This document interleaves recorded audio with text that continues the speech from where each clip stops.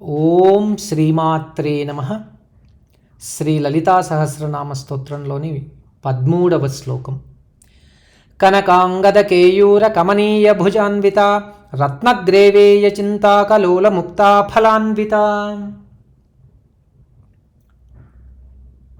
కేయూరములు ఆభరణ విశేషములు. చేతికి ధరించు ఆభరణములు అంగదములు. భుజమునకు ధరించు ఆభరణములు స్వచ్ఛమైన బంగారుతో చేయబడ్డవి. రత్నాభరణములు ధరించుట ఆరోగ్యం కొరకు గాని అలంకారమునకు కాదని ఆనాటి మాట.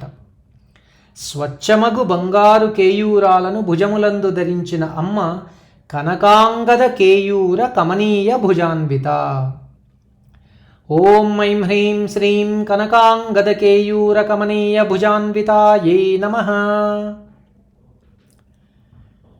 రత్నగ్రేవేయ చింతాకలోల ముక్తా ఫలాన్విత. గ్రీవం అనగా కంఠం.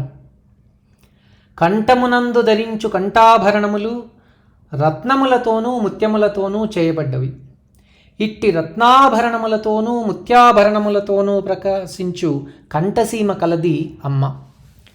సకల స్వరసీమ కంఠసీమ వాగ్భవం. దానిని దాటి కామరాజస్థానములోనికి ప్రవేశిస్తూ ఉన్నాం, అనగా జ్ఞానమును దాటి కర్మలోకి ప్రవేశిస్తూ ఉన్నాం. నేర్చిన జ్ఞానమును ఆచరణలో ఉంచేదే కర్మ. కంఠసీమలోని రత్నాభరణములు ముత్యాభరణములు మంత్ర సంకేతాలు. మంత్రములను మననం చేయుటచే శక్తివంతమవుతాయి. మననం చేయు పద్ధతి సూచించబడ్డది. చింతాం కరోతీతి చింతాకః. భగవంతుని చింతనను మాత్రమే కలిగియుండుటే చింతాకం. చింతాక పతకం ధరించుట అనగా మంత్రమును మననం చేయుటయే. అది ఏ విధంగా అంటే ఏకాగ్రత భావంతో చేస్తే అది లాభం. కోరినది తీరునదే ఫలం, అనగా అన్యథాభావంతో ఏకాగ్రతా మంత్రంతో జపం జరిపిన శీఘ్రంగా ఫలితం ఇచ్చునని భావం. చింతను మాత్రమే కలిగి ఉండుట చింతాకమని జ్ఞానుల మాట.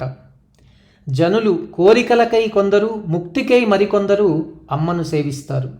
వారిరువురిని సమానంగా కరుణించేదే అమ్మ.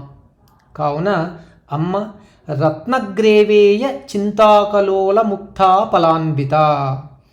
ఓం ఐం హ్రీం శ్రీం రత్నగ్రేవేయ చింతాకలోల ముక్తా ఫలాన్వితాయై నమః.